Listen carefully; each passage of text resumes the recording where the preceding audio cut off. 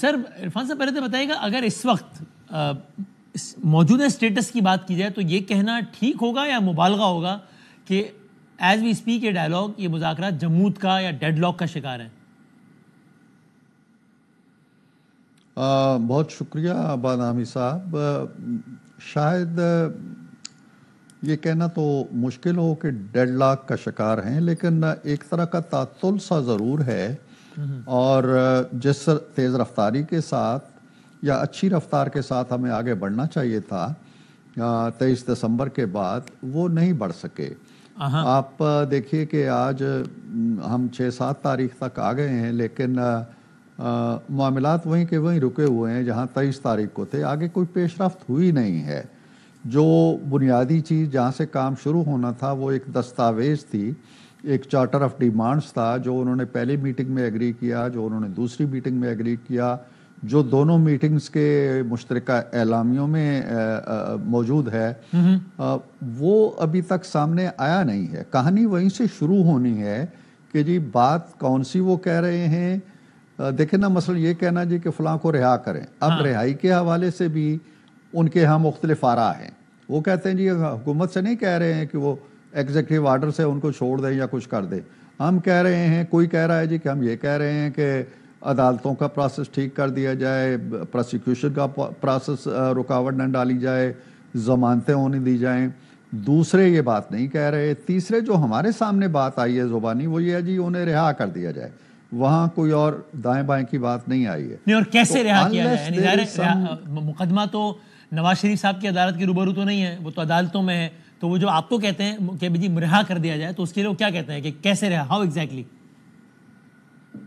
دیکھیں نا، یہ بات جب وہ لکھت پڑھت میں ہمارے سامنے لائے گی نا، تو پھر یہ سوالات اٹھیں گے. اگرچہ ان سے پہلی میٹنگ میں بھی پوچھا گیا تھا کہ جب آپ یہ کہتے ہیں کہ حکومت چھوڑ دے، تو آپ خود حکومت میں رہے ہیں، 4.25 سال آپ کی حکومت رہی ہے، اور آپ کے سامنے جو لوگ بیٹھے ہوئے ہیں، ڈار صاحب سے لے کے، مجھ سے لے کے، رانا صاحب سے لے کے، یہ سب کے سب جیلوں میں رہے ہیں. تھوڑے عرصے رہے ہیں، کچھ زیادہ عرصے رہے ہیں، لیکن رہے ہیں.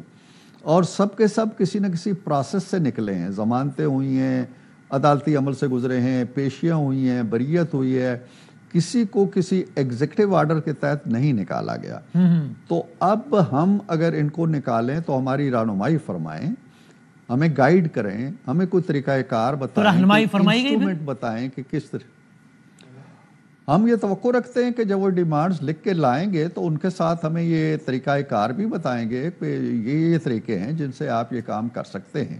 کیونکہ ابھی تک ان کی جو بیانات ہیں ان میں مطابقت نہیں پائی جاتی. کوئی جو ہیں وہ کہتے ہیں جی کہ ہمارا مقصد یہ نہیں ہے کہ حکومت رہا کرے، دوسرے کہتے ہیں جی کہ حکومت رہا کرے کیونکہ حکومت نے غلط طریقے سے انہیں بند کیا ہوا ہے.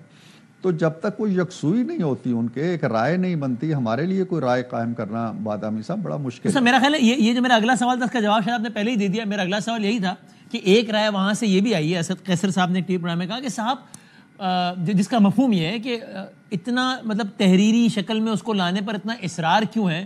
جو کچھ ہم نے کمیٹی میں کہا ہے وہ منٹس کی صورت میں رقم ہے، بس وہی ہمارے مطالبات ہیں. اتنا اصرار کیوں ہے کہ لکھ کر ہی چاہیے وہ مطالبہ؟ تو اس کا جواب وہی ہے پھر آپ کہہ رہے ہیں کہ جناب ایک بات ہو ہی نہیں رہی تو ہم کیا سمجھیں کہ اصل مطالبہ ہے کیا؟